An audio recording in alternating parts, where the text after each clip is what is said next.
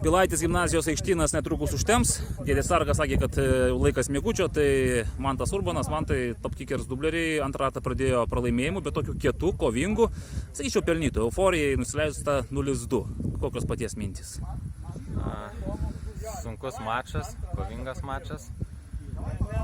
Prasileidom pirmo kėlinio vidury, šiaip iki to laiko labai apylygiai žaidėm. Patiem gal tas žaidimas nelabai klijavosi, vis tik pirmas mačas po pertraukos. Draugiškų rungtynių neturėjom, tai to susižaidimo ryškiai trūko. Ten žinau, kad komanda bent jau pusę dalis žaidė vasaros lygoj, bet ten irgi toks pusiau chaosas vyko, kiek supratau, ten pusę rungtynių atšaukta. Tai taip ir žaidėm ir šitą mačą, taip šiek tiek chaotiškai.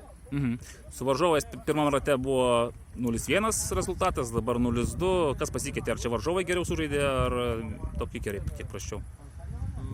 Ir varžovai gerai žaidė gerai ir pirmą mačą. Ten toks irgi apylygis, labai kietas mačas, tai mūsų lygio komanda, sakyčiau.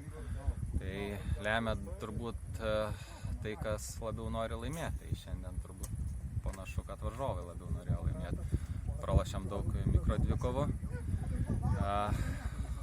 Aišku, dar varžovai turi ir du tokius ryškius puolėjus, man atrodo, jie pirmauja ir lygai pagal rezultatyvumą.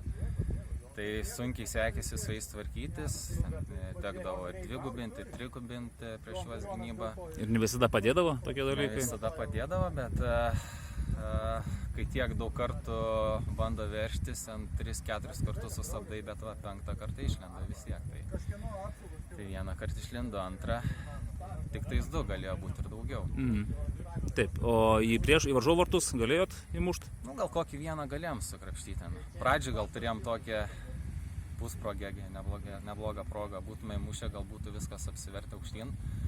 Mokam žaisti antrų numerių, bet kai reikia mušti patiem, tada truputį stringam. Tai dažniausiai, jeigu įmušam pirmi, tai rungtynės būna geras. Ten mokam atsitraukti tvarkingai, tada disciplinuotai, o jeigu varžovai muša pirmi, tada reikia mum vytis ir pradedam strigti.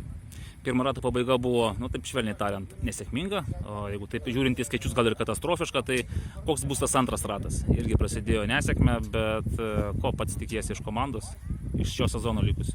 Na, turime eiti kiekvienas rungtynės ir kovoti. Ten vidury lentelės tų komandų atotrukio praktiškai nėra. Ten, kad ir dabar, man atrodo, iki 3 vietos gal 2-3 taškai tik tais, tai jeigu gerą seriją pagausim, tai galim tą 3-tuką pasivyti. Supratau. Ačiū, nu tai to ir palinkėsiu. Gerai.